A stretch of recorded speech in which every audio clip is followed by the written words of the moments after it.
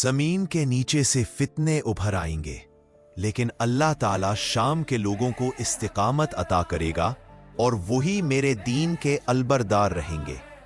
बस तुम शाम वालों के साथ रहो, क्योंकि वहां अल्लाह की रहमत उतरती है।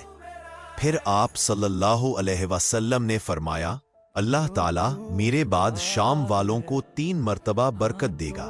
अगर वो कमजोर होंगे तो अल्लाह उनकी मदद करेगा, अगर भूल जाएंगे तो अल्लाह उन्हें याद दहानी कराएगा, और अगर थक जाएंगे तो अल्लाह उन्हें कुव्वत अता करेगा।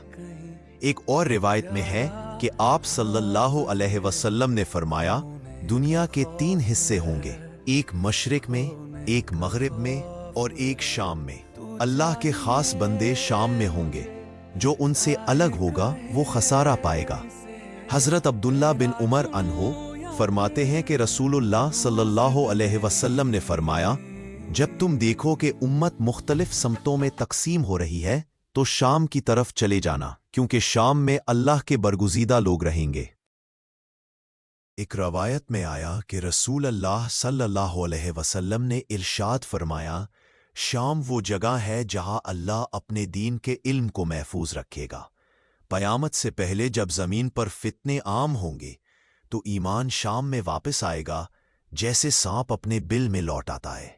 एक रावी बयान करते हैं कि नबी सल्लल्लाहु अलैहि वसल्लम ने फरमाया, अल्लाह ने मेरी उम्मत के लिए ज़मीन को लपेट दिया और मैंने उसके मशरिक़ को मग़रिब को देखा।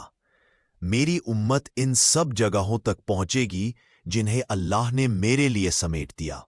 फिर फरमाया, मेरी उम्मत का मामला हमेशा कायम रहेगा, यहां तक कि अल्लाह का हुक्म आ जाए और वो अल्लाह के फैसले पर कायम रहेंगे। हज़रत सुफियान से रवायत है कि नबी सल्लल्लाहु अलैहि वसल्लम ने फरमाया, जब तुम देखो कि दीन की बुनियादें हिल गई हैं और ज़मीन में खौफ फैल गया है तो शाम की तरफ चले जाओ, क्योंकि शाम में अल्लाह की अमान है और वहां के लोग अल्लाह के खास बंदे हैं। एक सहाबी ने पूछा, या रसूल अल्लाह, अगर हम शाम ना पहुंच सके तो क्या करें? आप सल्लल्लाहु अलैहि वसल्लम ने फरमाया, फिर आप सल्लल्लाहु अलैहि वसल्लम ने फरमाया, क़यामत के करीब 3 निशानियां ज़ाहिर होंगी, एक मशरिक में होगा, एक मग़रिब में होगा और एक अक्सर में होगा।